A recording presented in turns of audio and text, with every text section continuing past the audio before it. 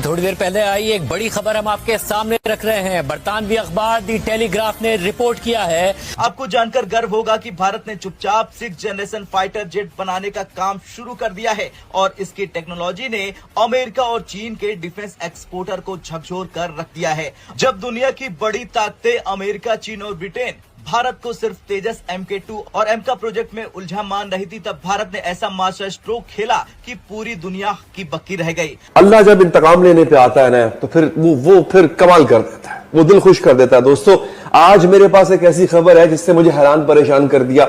ना कोई मिसाइल चला, ना कोई गोली चली, ना कोई बॉम्ब फटा, ना किसी ने कोई हमला किया। दोस्तों, खुद ही अपनी राख में जल के मर गए। भारत जो है दोबारा जंग करने का इरादा रखता है, जो कि एक बड़ी क्लियर कट जो है वो मेरे ख्याल में इंडिकेशन है। आखिर इंडिया जो है वो ये क्या गेम खेलने जा रहा है। ऑपरेशन सिंदूर अभी मुकम्मल नहीं हुआ है, जो कुछ अब तक हुआ है वो सिर्फ एक ट्रेलर था। जब वक्त आएगा हम दुनिया को पूरी फिल्म दिखाएंगे। ये मानेगा। देखिए, एक ही तरीका है इंडिया को हराना। वो क्या तरीका है? बात कर रहे हैं आपने हलाली साहब बड़ा अच्छा कंपैरिजन किया कि कन्वेंशनल जो वॉरफेयर है उसमें तो उनकी अददी बर्तरी है, उनके पास मैन पावर की बर्तरी है। तो आप कह रहे हैं कि नॉन कन्वेंशनल और जो आपका सबसे इंपॉर्टेंट टूल है दैट इज न्यूक्लियर टूल, आप कह रहे हैं वो बाकी रह गया है, उसके अलावा बाकी ऑप्शंस में हम शायद उनको बीट ना कर सकें, ये कह रहे हैं आप? यस, और कोई ऑप्शंस हमारा है ही नहीं। अब दुश्मनों पर हमला मिसाइलों से नहीं बल्कि लेजर से होगा, और वो भी इतनी गोपनीय तरीके से कि दुश्मन को भनक तक नहीं लगेगी। तो आखिर भारत के फूफा फाइटर जेट की खासियत क्या है, अमेरिका क्यों बौखलाया हुआ है, चलिए जानते हैं इस रिपोर्ट में। अब सवाल ये उठता है कि अमेरिका और चीन इस जेट से इतना घबराए हुए क्यों हैं, बल्कि अभी तो भारत ने काम शुरू ही किया है। दरअसल अमेरिका दुनिया की सबसे बड़ी सैन्य ताकत है और उसने अपने F-22 रैप्टर और F-35 जैसे स्टेल्थ फाइटर जेट्स पर अरबों डॉलर खर्च किए हैं, लेकिन भारत ने कम संसाधनों में ऐसा 6th जनरेशन फाइटर जेट तैयार करने का काम शुरू कर दिया है जो इन प्रोजेक्ट को टक्कर दे सकता है। फूफा की खासियत की बात करें तो ये कंप्लीट स्टेल्थ टेक्नोलॉजी से लैस है, जिससे ये जेट रडार में नजर नहीं आएगा। दरअसल जब दुनिया सोच रही थी कि भारत अभी तेजस MK2 और एमका प्रोजेक्ट में फंसा हुआ है, तब भारत के वैज्ञानिकों ने एक गुप्त प्रोजेक्ट पर काम करना शुरू कर दिया, फूफा, यानी कि फ्यूचर अनमैन्ड फाइटर एयरक्राफ्ट। हाल ही में एक रहस्यमयी तस्वीर लीक हुई जिसने पूरी दुनिया का ध्यान खींच लिया अपनी ओर। ये तस्वीर भारत के 6th जनरेशन फाइटर जेट की थी, जो पूरी तरह से स्टेल्थ है, AI पावर्ड, लेजर वेपन और हाई स्पीड तकनीक से लैस है। आपस में लड़ने के लिए बहुत टाइम है, महीने बाद लड़ देंगे, 2 महीने बाद लड़ देंगे, तो मेरा गिरेबान पकड़ लेना, मैं तुम्हारा गिरेबान पकड़ लूंगा, मगर किसी चीज का कोई वक्त होता है। भारत एक ऐसा स्टेल्थ फाइटर बना रहा है जो पूरी दुनिया के 6th जनरेशन जेट्स को पछाड़ सकता है। DRDO ने चुपचाप एक ऐसा मिशन शुरू कर दिया है जिसकी भनक तक दुनिया को नहीं लगी, और अब जब इसकी पहली तस्वीरें और जानकारियां बाहर आई हैं, तो अमेरिका से लेकर चीन तक में खलबली मच गई है। भारत का ये 6th generation stealth fighter project, जिसका कोड नेम है एमका MK2 stealth future ready combat jet, अब सिर्फ एक ड्राइंग बोर्ड का हिस्सा नहीं है, बल्कि एडवांस्ड मॉडल पर टेस्टिंग शुरू हो चुकी है। और सबसे बड़ी बात, इसमें होगा AI based auto pilot, hypersonic speed capability और डायरेक्ट एनर्जी वेपन्स यानी लेजर जैसे आधुनिक हथियार। DRDO के चीफ साइंटिस्ट्स ने हाल ही में एक इंटरव्यू में साफ कहा, हम सिर्फ चीन या पाकिस्तान से मुकाबला नहीं कर रहे, अब हमारा मुकाबला अमेरिका और रूस की टेक्नोलॉजी से है।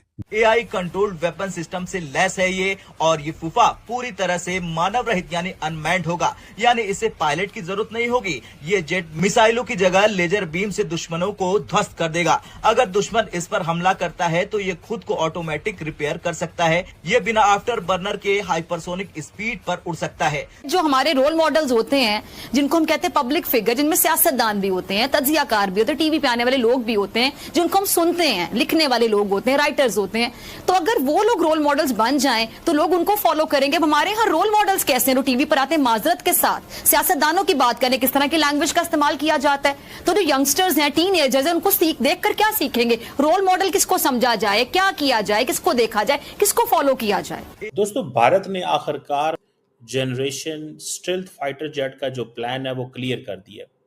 भारत की जो डिफेंस मिनिस्ट्री है उसने अप्रूव कर दिया है एग्जीक्यूशन मॉडल, और वो कहते हैं कि जी हाँ, medium wait deep penetration fighter jet जो है उसको अहमियत देने वाले हैं। और दिस इज रिक्वायर्ड ये जो नई वो जिसे कहते हैं ना अपनी एयरफोर्स को सपोर्ट देने के लिए। नमस्कार दोस्तों। तो दोस्तों भारत ने एक और धमाका कर दिया है। कल खबरें ऐसी आ रही है कि भारत ने 6th जनरेशन फाइटर जेट को बनाना शुरू कर दिया है, क्योंकि दुनिया ये सोच रही थी कि भारत अपने 5th जनरेशन फाइटर जेट यानी कि एमका में उलझा हुआ है। भारतीय वैज्ञानिकों ने कुछ ऐसा किया और इसका खुलासा हुआ है कि 6th जनरेशन फाइटर जेट जिसका नाम है फूफा, इसको भी बनाने पर तेजी से काम किया जा रहा है। और दोस्तों जब से ये खुलासा हुआ है तो दुनिया भर के लोगों के होश उड़ चुके हैं, क्योंकि सबको लगता था कि भारत अभी अपने 5th जनरेशन फाइटर जेट नहीं बना पाया है, तो 6th जनरेशन का काम कैसे करेगा। की खासियत बताई जा रही है कि बिना पायलट का चलेगा, लेजर से हमला करेगा और अगर ये डैमेज हो जाता है तो ये खुद से रिपेयर भी कर लेगा खुद को। की वजह से इसकी चर्चा हो रही है जितने भी दुनिया भर के डिफेंस है। वैसे भी हम सब जानते हैं कि भारत भले ही कोई चीज लेट बनाता हो, लेकिन मेड इन इंडिया की ताकत तो ऑपरेशन सिंदूर में पूरी दुनिया ने देखा कि भारत के हथियारों की क्या ताकत होती है। इसी के साथ वीडियो को लाइक और शेयर कीजिए और चैनल को भी सब्सक्राइब कीजिए। आपको पता होगा कि राफेल के हवाले से सोर्स कोड के हवाले से बात चली थी कि भारत को सोर्स कोड नहीं दिया गया। आपने सुना होगा, you might have heard this. अब इंडिया ये समझता है कि अगर हमें ये सोर्स कोड नहीं दिया जाता और ये वेस्ट हमारे साथ वो जिसे कहते हैं ना हाथ कर गया, वो ये समझते हैं कि वेस्ट हमारे साथ टेक्नोलॉजी शेयर नहीं करेगा। This is what they understand. वो इस चीज़ को बात करते हैं कि वेस्ट हमारे साथ टेक्नोलॉजी शेयर नहीं करेगा, वेस्ट जानबूझ के हमें मुश्किल में डाल के रखेगा, सो हमें कुछ ना कुछ करते रहना पड़ेगा। और ये इंपॉर्टेंट डेवलपमेंट है, याद रखें कि अगर इंडिया अपनी इंडिजिनस डिफेंस कैपेबिलिटी बिल्ड करता है और इंडिया अपने तमाम जो डिफेंस इक्विपमेंट है लिंक करता है। देखें ये जो भी पाकिस्तान और भारत के मामलात जो जंग शुरू हुई, इसमें पाकिस्तान को एज ये था कि पाकिस्तान का सारा डिफेंस इक्विपमेंट चाइनीज था। इंडिया को डिसएडवांटेज ये था कि उनका सारे का सारा जो इक्विपमेंट है, कोई फ्रांस से है, कोई रशिया से है, कोई अमेरिका से है, कोई इजराइल से है, कोई किसी मुल्क से है, कुछ डोमेस्टिक है।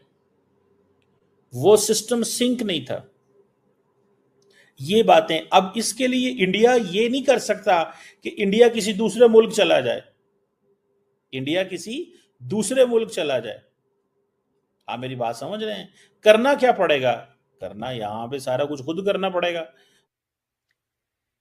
मेरा यह सवाल है कि हमने बाबर जैसे एडवांस क्रूज मिसाइल क्यों इस्तेमाल नहीं किए? जो टमाहाक क्रूज मिसाइल जो अमेरिकन था उसका एडवांस वर्जन है, हमने बकौल नवाज शरीफ उसको कॉपी किया था। जो कह रहा था ना लंदन की सड़क पे खड़े होकर कि टॉम हाका को हमने कॉपी किया था, रिवर्स इंजीनियर करके, वो यही था, बाबर क्रूज मिसाइल हमने बनाया था। ठीक है, तो बाबर क्रूज मिसाइल एक एडवांस मिसाइल, हमने ये क्यों नहीं इस्तेमाल किया?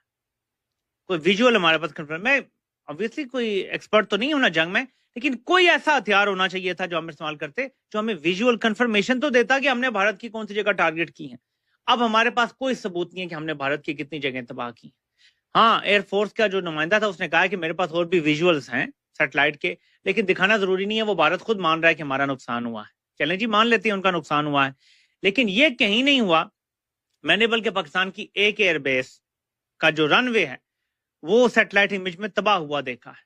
मैंने आपको कल उसका गड़ा भी दिखाया था, तो वो पता चलता है। तो पाकिस्तान की तरफ जो है वो तो सैटेलाइट से चीजें आ गई हैं, लेकिन क्या पाकिस्तान ही को नहीं चाहिए? अगर भारत की इमेजेस रिलीज कर रहा है, अगर सैटेलाइट कंपनियां, चीन की सैटेलाइट कंपनी ने इमेज रिलीज किया जिसमें नूर खान एयरबेस को उन्होंने बताया कि नुकसान हुआ है, उन्होंने 2-3 और पाकिस्तान की एयरबेसिस का दिखाया, ये चीन की सैटेलाइट है। इंडिया की सैटेलाइट कावा के पता नहीं उसका क्या नाम है, उसने भी जारी किया और ये कंफर्म हो रहे हैं दोनों। पाकिस्तान ने क्यों नहीं अभी तक किसी सैटेलाइट से जारी करवाया? चीफ साइंटिस्ट्स ने हाल ही में एक इंटरव्यू में साफ कहा, हम सिर्फ चीन या पाकिस्तान से मुकाबला नहीं कर रहे, अब हमारा मुकाबला अमेरिका और रूस की टेक्नोलॉजी से है। जब ये रिपोर्ट सामने आई कि भारत का ये 6th जेन जेट अमेरिकी नगद और रूस के MiG-41 को टक्कर दे सकता है, तो कई देशों ने DRDO की टेक्नोलॉजी पर सवाल उठाने शुरू कर दिए। लेकिन सच्चाई ये है कि भारत इस प्रोजेक्ट में फ्रांस, UK और इजराइल जैसे देशों से तकनीकी समर्थन भी ले रहा है। और यही वो वजह है कि पाकिस्तान में बैठे मीडिया एक्सपर्ट्स अब खुलकर कह रहे हैं, भारत अब सिर्फ हथियार नहीं बना रहा, बल्कि अगली जनरेशन का वॉरफेयर लीडर बन रहा है।